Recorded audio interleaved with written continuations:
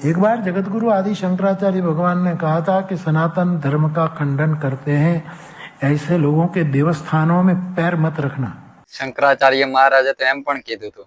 ये मुरारी बापू ने बापू कहने में संकोच होता है, अब तो पापू कहना चाहिए।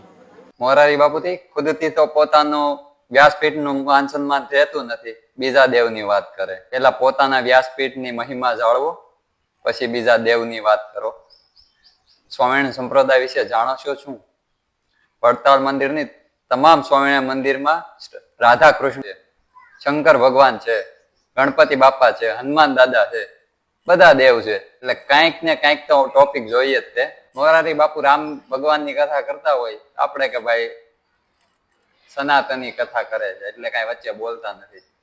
પણ જ્યારે જ્યારે બીજા કોઈ સંપ્રદાયની બીજા ધર્મની આવે ને એટલે પહેલું એમને કૂદકો મારવો હોય। એટલે પોતાની પહેલા મહિમા જાળવો, પોતાના વ્યાસપીઠની ગરિમા જાળવો।